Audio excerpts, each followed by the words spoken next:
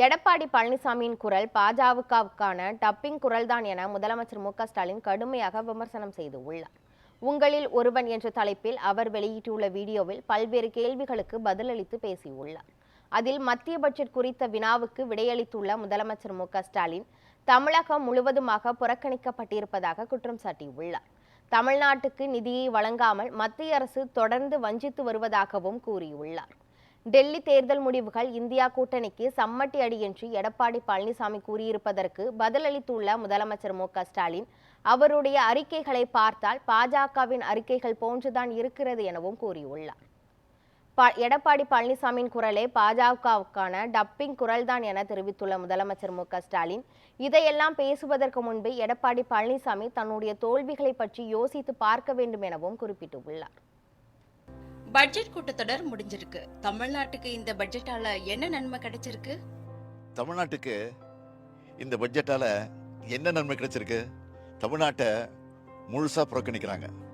கடந்த சில ஆண்டுகளாகவே தமிழ்நாட்டுக்கு எந்த நிதியும் இல்லை, பெயர் கூட சொல்றது இல்லை.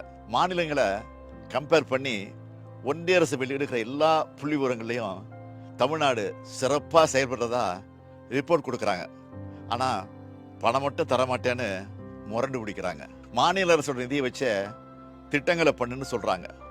மாநில அரசோட நிதியை வச்சு நாம பல திட்டங்களை செஞ்சுட்டு இருந்தாலும் ஒன்றிய அரசோட நிதி பங்களிப்பு கிடைச்சாதானே இன்னும் சிறப்பாக செயல்பட முடியும். நம்ம பசங்க படிக்கிறதுக்கான நிதியை கூட கொடுக்க மாட்டாங்கன்னா என்ன அர்த்தம்? ஏற்கனவே கொடுத்துட்டு இருந்த நிதியையும் கொடுக்காம நிறுத்தினா என்ன பண்றது? இப்படி ஒன்றிய அரசு தொடர்ந்து நம்மளை வஞ்சித்து கொண்டே இருக்கு. நாமும் தொடர்ந்து போராடிக்கிட்டே இருக்கிறோம். இதுல நம்மளோட உரிமையை கேட்கிறதையே அற்ப சிந்தனைன்னு ஒன்றிய அமைச்சர் சொல்றாரு. ஒன்றிய அரசில் இருக்கிறவங்களுக்கு மனசாட்சின்னு ஒண்ணு இருக்கான்னு கேட்க தோணுது. டெல்லி முடிவுகள் இந்தியா கூட்டணிக்கு சம்மட்டி அடின்னு எதிர்கட்சி தலைவர் பழனிசாமி சொல்லியிருக்காரு.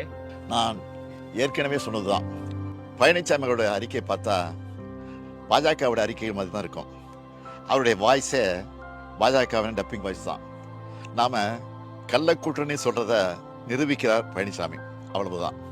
இதெல்லாம் பேசுறதுக்கு முன்னாடி அவர் தன்னோட தோல்விகளை பத்தி யோசிச்சு பார்க்கணும். பாஜகவை எதிர்த்து வெற்றி பெறுவதில் இந்தியாவிற்கு எடுத்துக்காட்டாக இருப்பது திமுக தலைமையிலான கூட்டணிதான் என்றும் திமுக கூட்டணியில் உள்ள கட்சிகளின் கருத்து முரண்பாடுகளால் நட்புறவில் எந்த பாதிப்பும் இல்லை எனவும் முதலமைச்சர் மு.க.ஸ்டாலின் தெரிவித்துள்ளார்.